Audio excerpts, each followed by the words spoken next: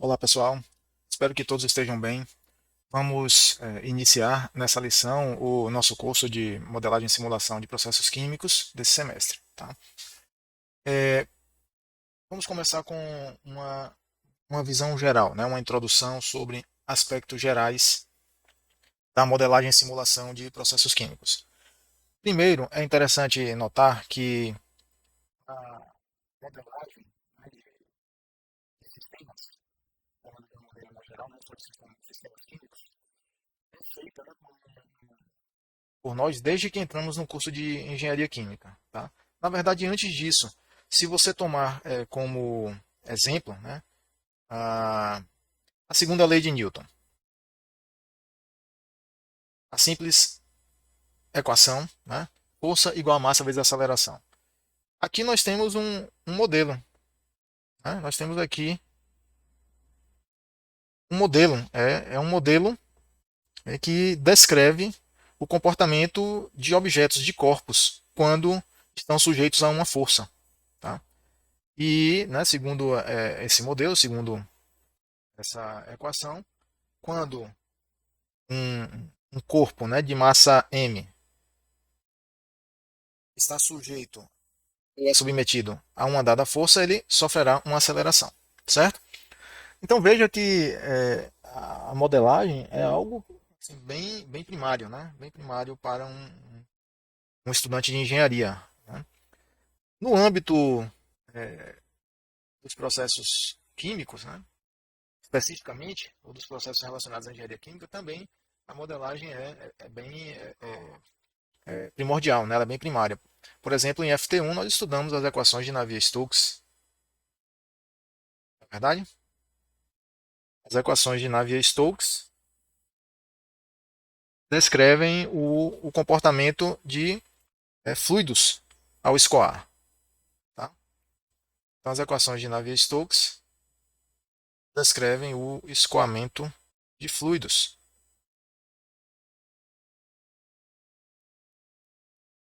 São equações diferenciais bastante complexas, por sinal. Tá?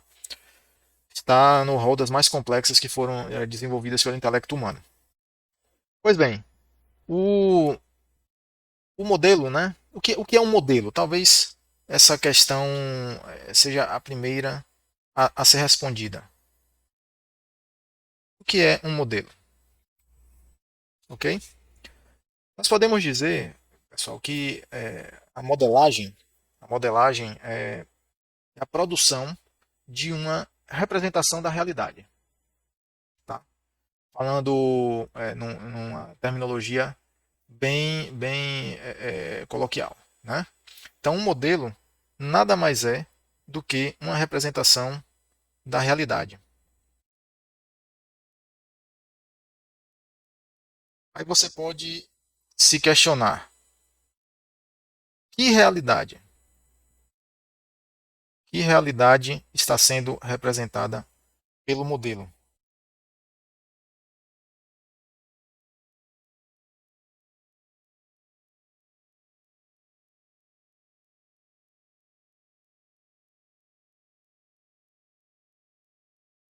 Certo? Que realidade é esta? Bom, usando agora uma expressão mais formal, mais científica, essa realidade é um sistema. É um sistema. Um sistema que pode ser um sistema físico, né, algo concreto, pode ser algo, né, conceitual, vamos dizer assim, abstrato,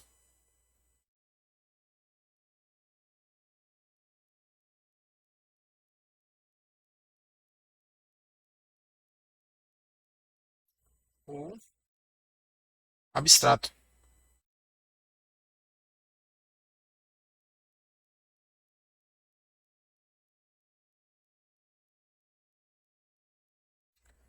Ok?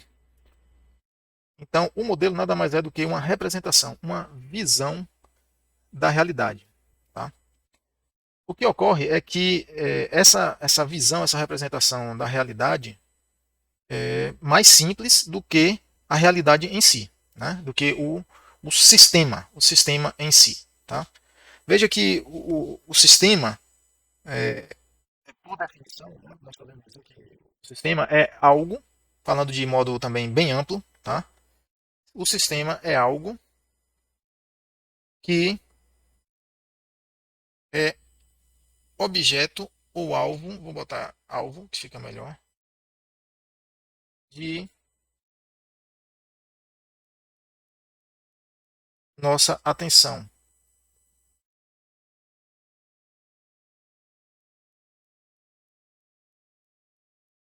Certo?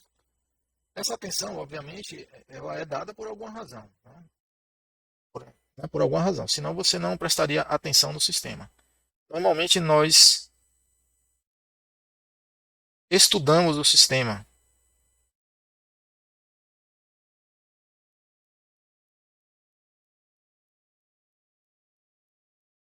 tá? Para responder perguntas.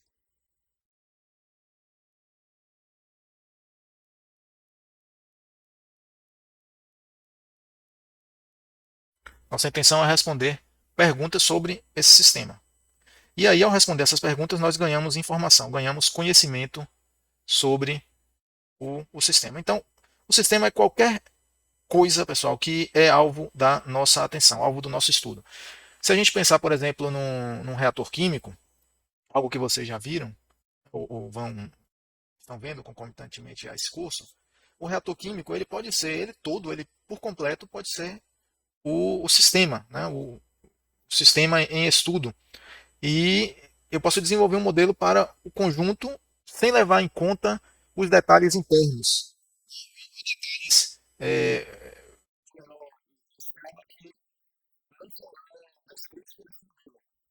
por exemplo, eu posso fazer o descritivo, né, do reator sem considerar o aspecto das moléculas que estão reagindo dentro dele, sem considerar o fato de existirem elétrons, prótons nesses átomos e moléculas.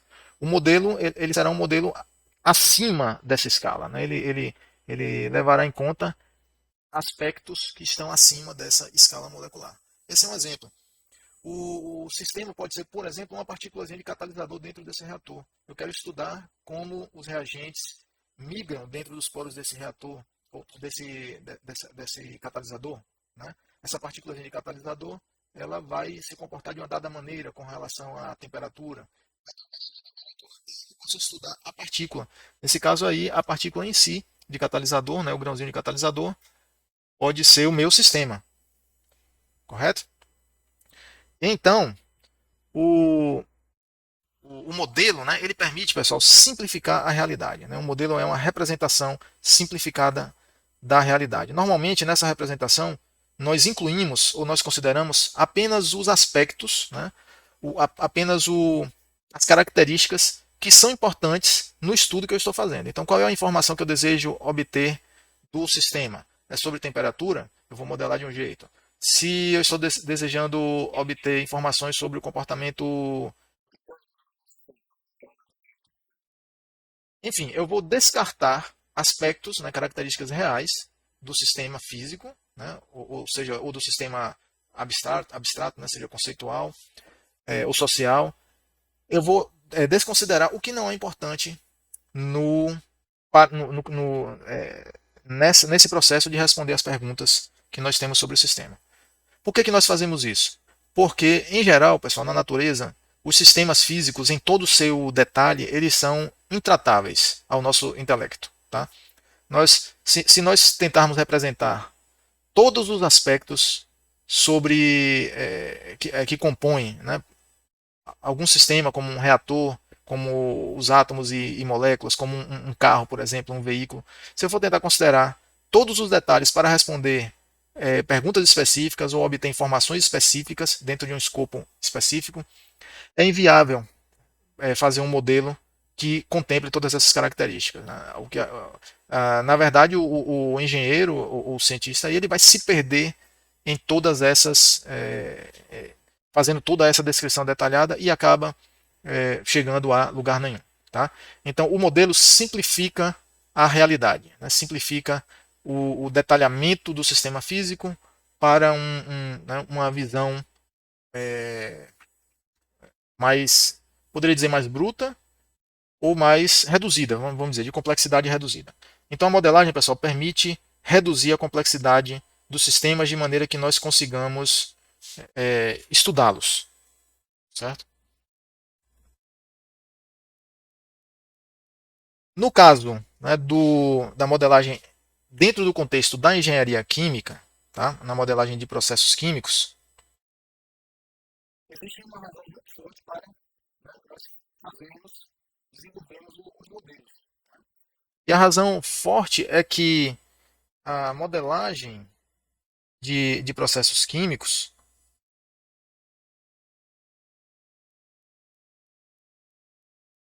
simplifica sistemas que são inerentemente complexos. Nossos sistemas, pessoal, sistemas químicos, são, por natureza, complexos, são difíceis de serem tratados. Tá? Por que isso acontece? Porque existem características próprias do, dos sistemas de processamento químico que criam essa complexidade, criam essa dificuldade descritiva. Então, por exemplo, se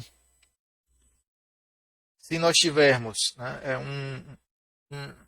uma planta está, né, tá produzindo um determinado produto, esse produto ele vai ser fabricado, né, a partir de matérias-primas. Essas matérias-primas podem ser reagentes. Então, eu vou reagir essa matéria-prima, né, esses itens de matéria-prima, reagir a essas substâncias, esses componentes, e a partir dessa reação, nós vamos ter o produto final. Esse produto final, ele vai ter uma série de requisitos, né, de qualidade estrita, e para se ter essa qualidade estrita, é necessário um conhecimento aprofundado do processo. Tá? Conhecimento quantitativo do processo. Então, o produto deve atingir, né, essa qualidade estrita, em termos de especificações, por exemplo, especificações.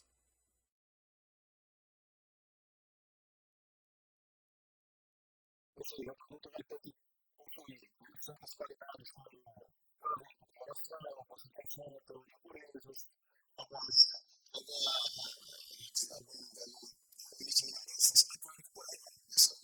possibilidades. Então, essas especificações elas terão que ser atendidas, tá? E não é possível, ou melhor, é muito difícil você conseguir continuamente, com reprodutibilidade, precisão nas especificações do produto sem ter um conhecimento bem rigoroso do processo. Ok? Agora está certo. Bom, então temos que atender aí a qualidade e as especificações. Outro problema inerente, né, à indústria de processamento químico é que muitos processos ocorrem a altas temperaturas. Altas temperaturas e também altas pressões. Essa é uma questão porque o processo ele se torna mais difícil de ser descrito quantitativamente. Tá? Então, essa representação do processo é uma representação mais complexa, né, porque no processo químico nós temos alta pressão e alta temperatura. Tá? Então, essa característica dificulta a análise em vários aspectos. Tá? Pois bem, para complicar mais ainda a situação, sistemas químicos, em geral, possuem muitas variáveis de entrada e saída. Muitas variáveis de entrada e saída.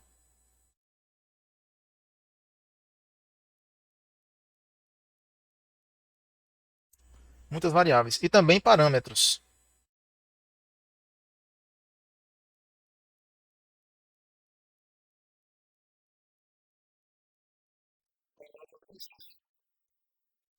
Né? E, para complicar ainda mais, em geral, o comportamento é não linear. Vou botar aqui comportamentos não lineares,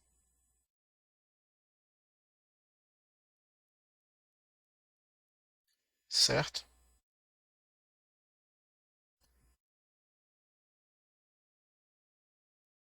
Comportamentos não lineares. Vamos entrar um pouco mais nesse detalhamento do que é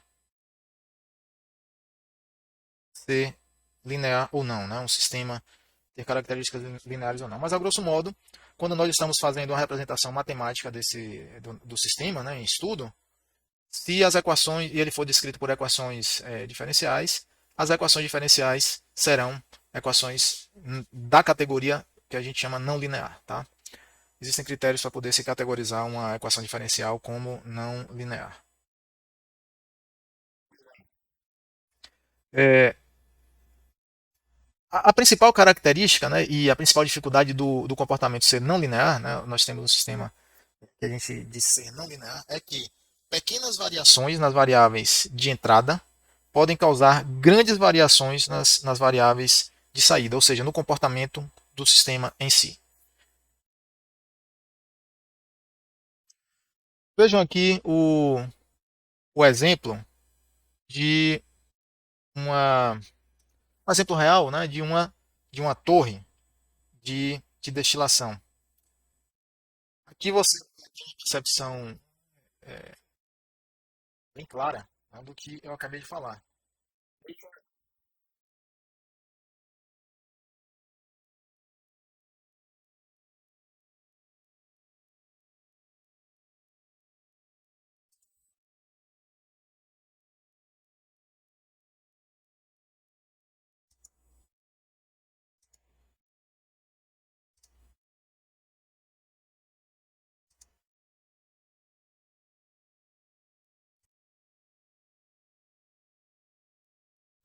Repare aqui o exemplo de uma torre de destilação.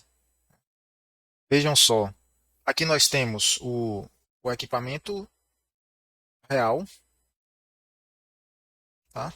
Nós temos aqui o equipamento real, nossa torre de destilação, tá aqui, certo? E você pode perceber o nível de complexidade da própria estrutura da torre, certo? Estamos observando aí características internas, externas, mas internamente existe uma complexidade estrutural também, certo? Digamos que essa torre aí seja uma torre de pratos, ela vai ter, né, características geométricas, características estruturais no desenho desses pratos. Tá? Digamos que o contato, o vapor líquido seja através de borbulhadores, de válvulas ou de perfurações nos pratos. Esses detalhes vão influenciar o comportamento dessa torre no que diz respeito à separação que ela vai conseguir realizar dos componentes. Então, existe toda uma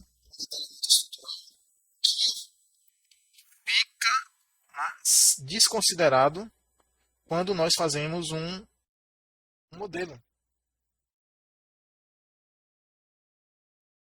Nesse caso aqui, esse modelo é uma representação gráfica do, do objeto real, né, do nosso sistema, que é a torre de destilação. Então, nesse caso, nós temos uma representação gráfica do sistema real. Nós podemos dizer que é um modelo gráfico, né, do sistema. Mas para fazer cálculos, né, para obter informações quantitativas, nós necessitamos de algo mais.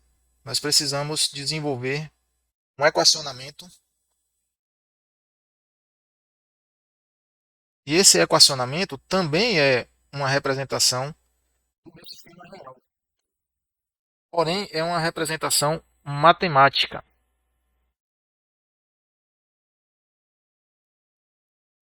Matemática do meu sistema. No caso aqui, um modelo matemático do meu sistema. Ok? E aí, esse modelo matemático, é claro que ele desconsidera, ou sequer aborda, todas essas características estruturais externas e internas da torre. No caso aqui, o modelo matemático é o método, né, de cálculo de McCabe-Thiele, assunto visto nas operações 3. Né? Aqui, no caso, eu estou mostrando um gráfico, mas vocês sabem que as linhas, né, elas têm uma equação matemática, né, representando a linha de operação, a linha de retificação. Os próprios degraus nós podemos determinar os estágios fazendo um cálculo de raízes de equações algébricas. Né? Não precisa. O método gráfico ele pode ser totalmente implementado programando essas equações. Tá? Um outro exemplo aqui para vocês consolidarem, né, essa questão. O reator químico, aqui nós temos um reator químico, tá? Um reator CSTR.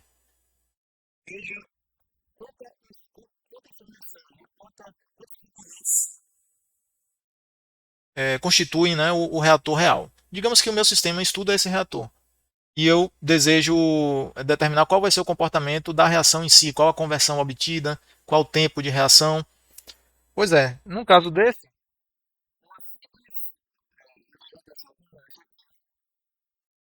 pode ser suficiente para fornecer todas essas informações. Aqui será o nosso modelo do reator. Entendido? Um modelo ele é bem mais simplificado do que o reator real. E essa conceituação aqui, pessoal, essa conceituação pode ser, pode compreender o detalhamento suficiente para eu desenvolver as equações e realizar os cálculos que vão fornecer a informação desejada.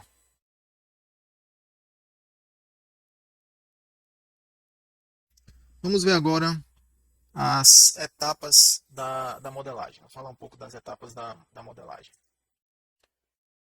Por quê?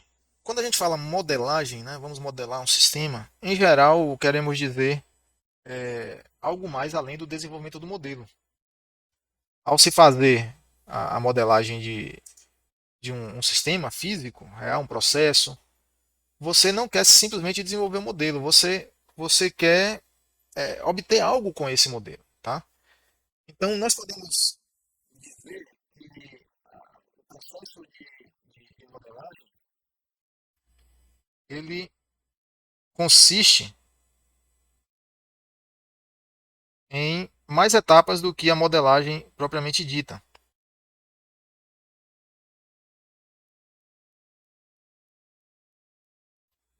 Certo? Existem mais etapas do que a modelagem propriamente dita.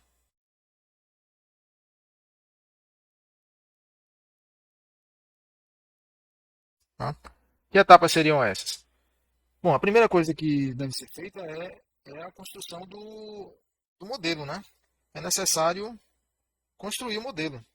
Então podemos dizer que nós temos, né, que construir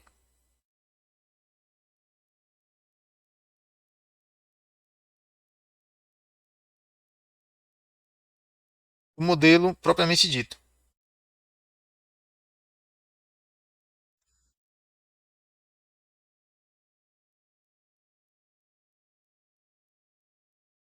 Construir o modelo do sistema. Mas, ao construir o modelo, nós precisamos assegurar que ele realmente, ele de fato represente aquele comportamento do sistema físico real. Ou seja, o modelo ele deve ser representativo do sistema, porque se eu obtiver informações a partir do modelo e o modelo de fato representar o sistema, essas informações que eu obtenho a partir do modelo vão poder ser utilizadas no controle, no aperfeiçoamento na adaptação do sistema físico real, ok? Então, é necessário fazer uma comparação com o comportamento do sistema físico real.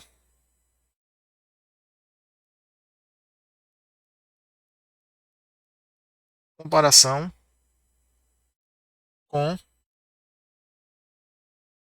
o sistema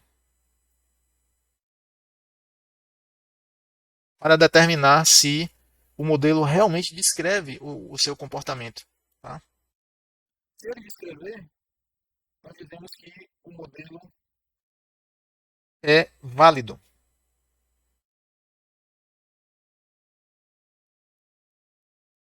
Tá? Essencialmente, o modelo válido é um modelo que funciona. Ok? Então, se o modelo funcionar, ele representa o sistema real. Mas aí não paramos neste ponto. Né? Porque se nós fazemos a comparação, verificamos que o modelo é válido, e aí nós vamos para a utilização do modelo mesmo. Né? Que consiste, né? Vamos estudar o modelo pensando que aquele comportamento descrito por ele corresponde ao sistema físico real. Não é? Então nós podemos testar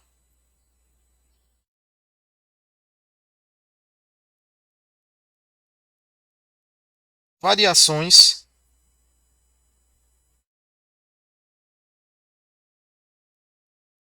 de configuração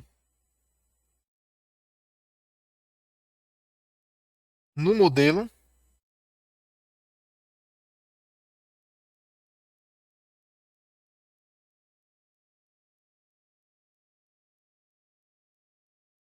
no modelo, inferindo o comportamento do sistema físico real. Né?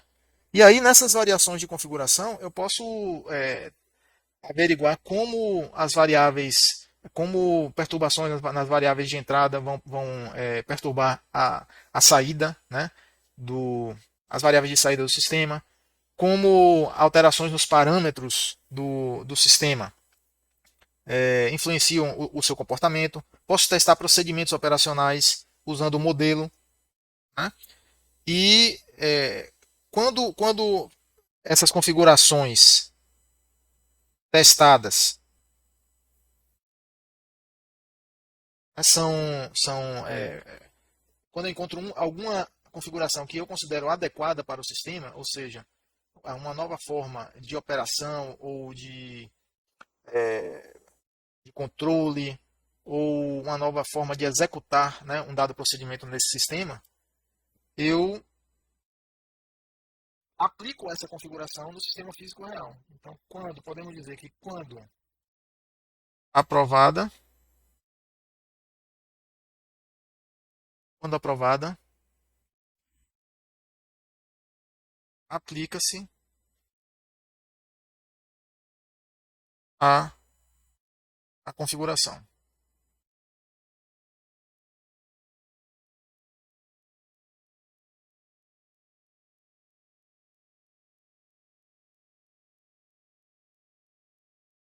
Tranquilo?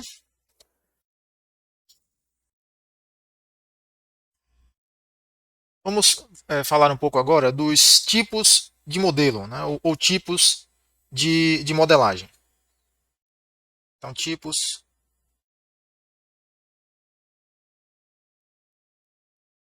de modelos. Existem vários, né? Vou comentar isso aqui, alguns que podem ser considerados os principais, certo?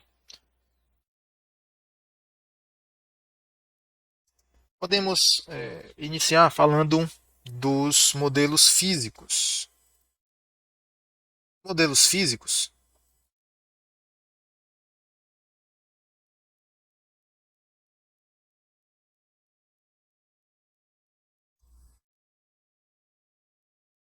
são basicamente as representações em escala do sistema. Então, modelo físico, nós temos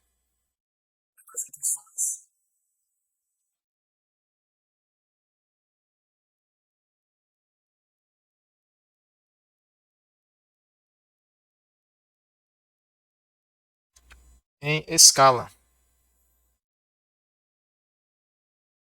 tá? Em escala do sistema físico real, né? Basicamente, miniaturas. E aí, com essas representações, nós fazemos experimentos e testes.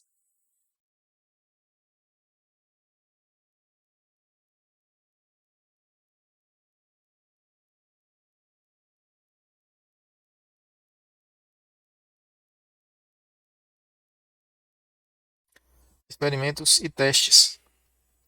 Pois bem, com esses experimentos, nós coletamos, né, dados, e esses dados são utilizados na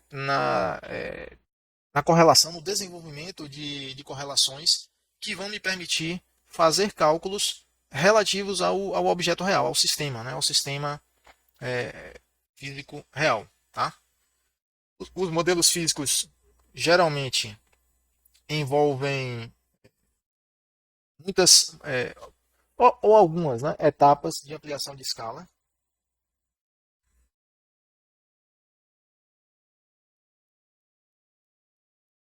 de ampliação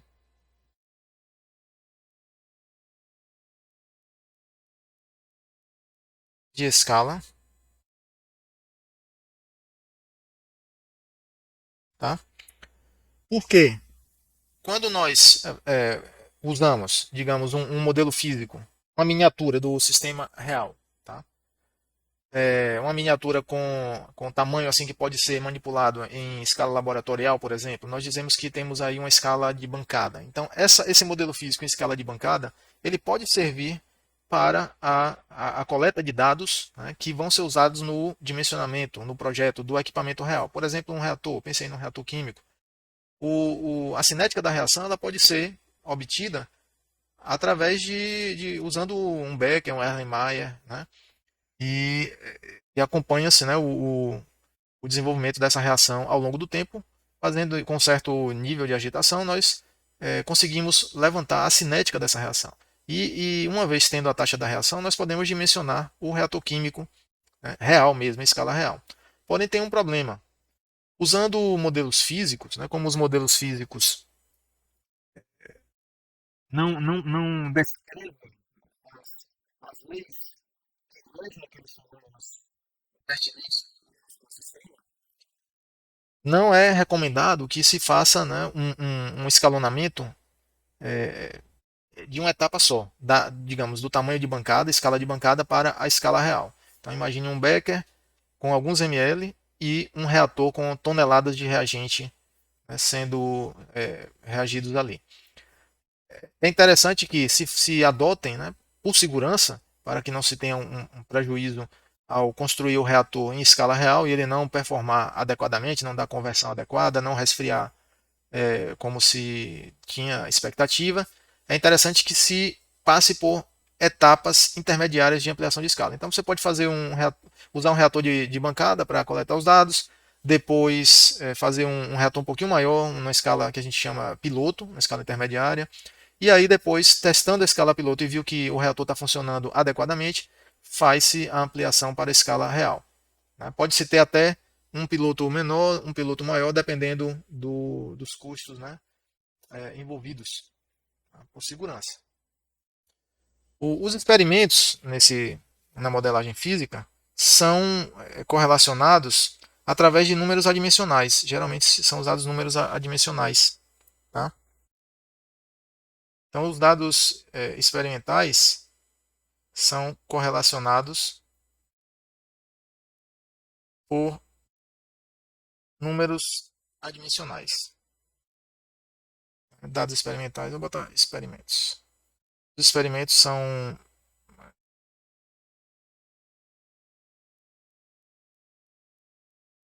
experimentos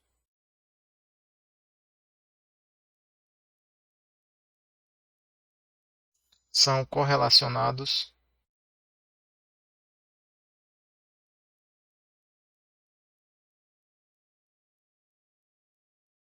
usando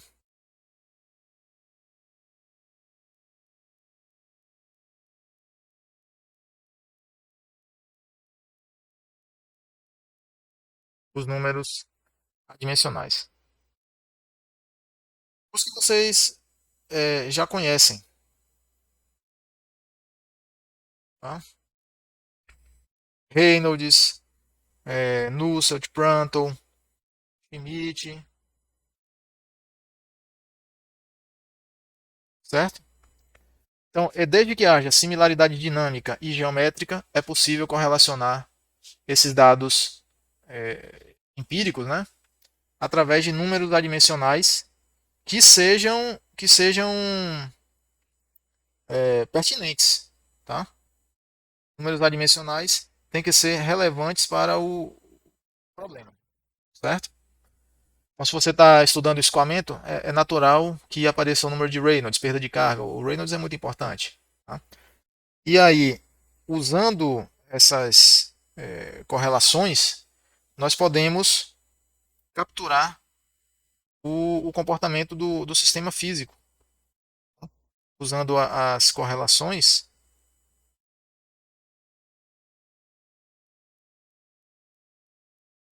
nós podemos capturar o comportamento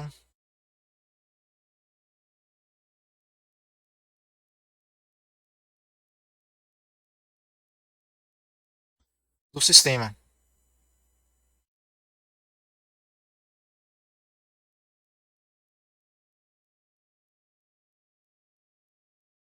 Ok?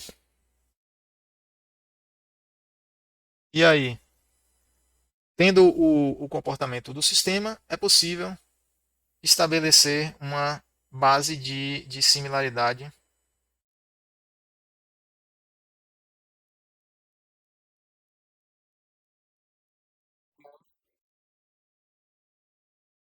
do sistema físico real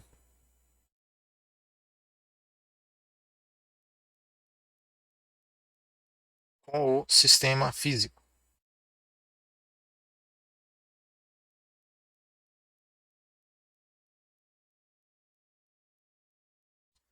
Ok?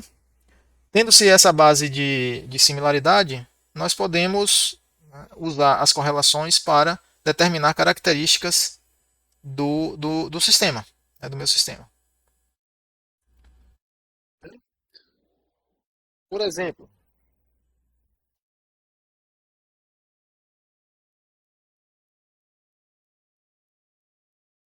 nós temos correlações empíricas para a transferência de calor, do tipo Nusselt, em função do número de Reynolds e do número de Prandtl. Tá? Então, uma correlação como essa aqui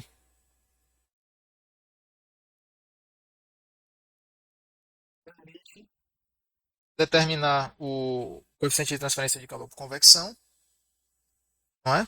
Conhecendo-se o número de Reynolds do escoamento e o número de Prandtl do fluido. Tá? Um outro exemplo, o fator de atrito. O fator de atrito é um caso desse. Né? O fator de atrito ele pode ser determinado através de uma função matemática do Reynolds e da rugosidade relativa, certo? E aí, com o fator de atrito, podemos calcular a perda de carga, escoamento, certo?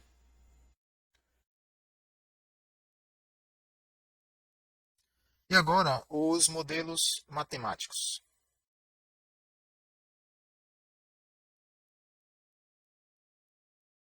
Modelos matemáticos.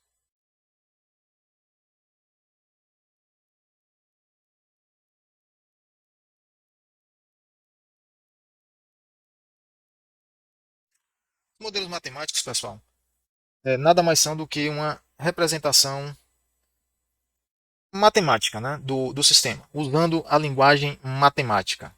Tá? Então, essa representação, vou botar aqui, representação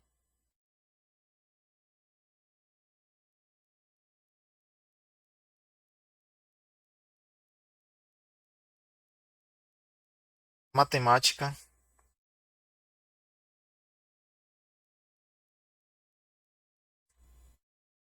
do sistema. Essa representação poderá ter equações,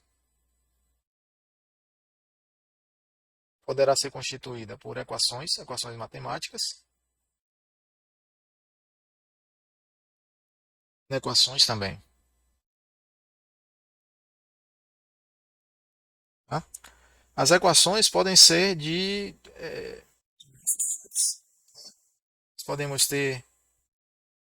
Um sistema ele pode ser constituído simplesmente por equações algébricas.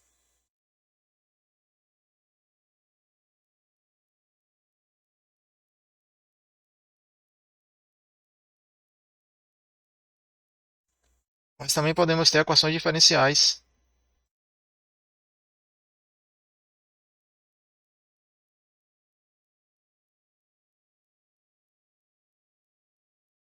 Diferenciais. Também podemos ter uma combinação de equações que tenham derivadas e integração, sendo variáveis de interesse nos limites de integração, e aí nós temos equações integral diferenciais ou íntegro diferenciais.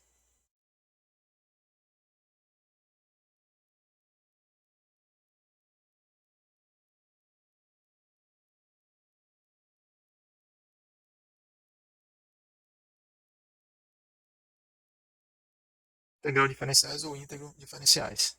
Certo? Pois bem, é, o modelo matemático ele deve abstrair do sistema físico real apenas as características relevantes. Então deve capturar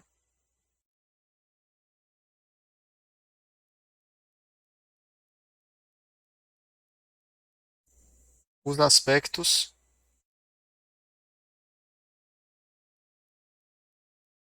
relevantes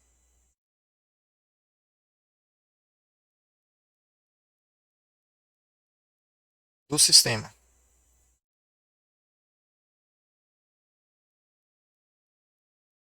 Ok?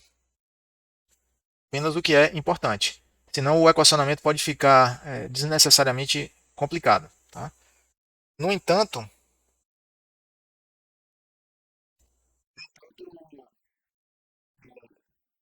as simplificações não devem comprometer a capacidade do modelo representar o sistema físico real. Então, as simplificações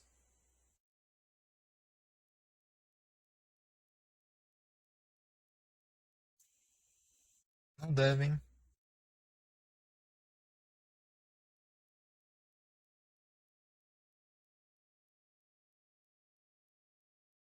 comprometer a que chama de acurácia. Acurácia do modelo. Ok? Ou seja, a capacidade do modelo fazer predições confiáveis sobre o sistema físico real. Tá? Então não deve comprometer. O equacionamento ele vai inevitavelmente se basear em leis físicas, né, conhecidas, em princípios físicos consolidados. Né? Então o equacionamento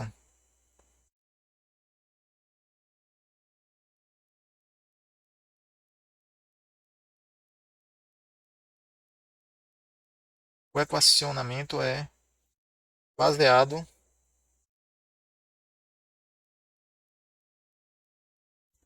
em princípios físicos,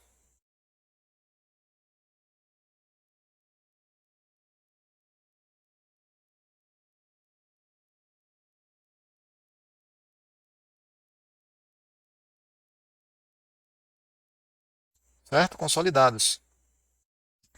E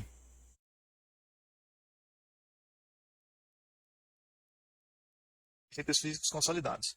E um bom modelo ele deve espelhar o sistema físico real porém não conter detalhes matemáticos desnecessários, né? Então nós podemos dizer que um bom modelo ele deve espelhar o sistema físico, o sistema, sem conter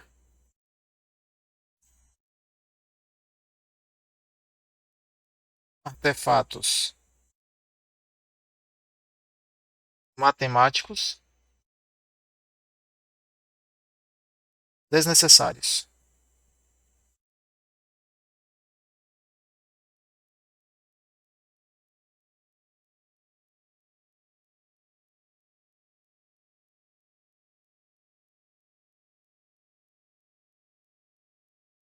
Desnecessários.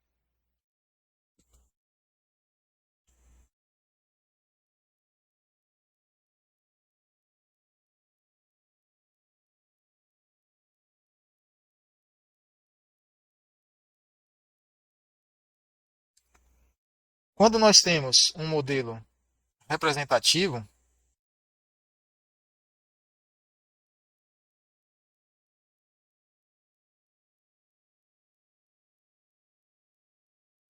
representativo, otimizar o modelo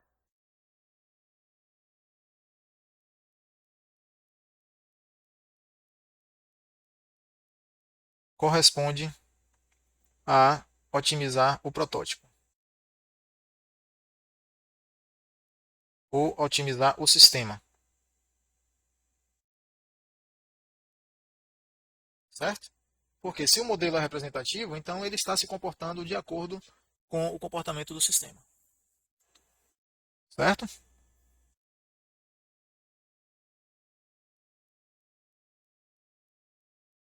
Então a modelagem matemática ela tem uma certa dificuldade maior do que a modelagem física, porque a modelagem física consiste basicamente em se utilizar uma cópia reduzida, né, do sistema, mas existem benefícios, né, colaterais de se ao se efetuar uma modelagem matemática.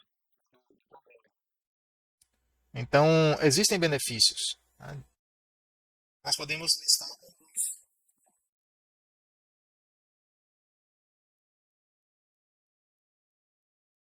benefícios, benefícios colaterais aí da modelagem matemática. Por exemplo, temos como benefício a compreensão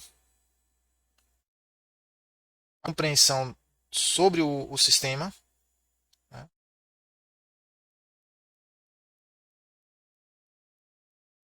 Compreensão sobre o comportamento do sistema, né? O sistema físico.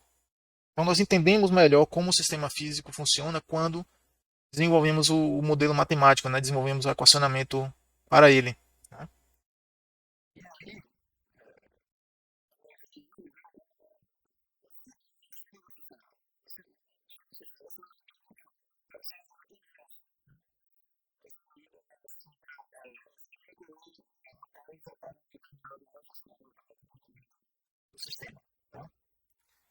E um outro é o custo. O custo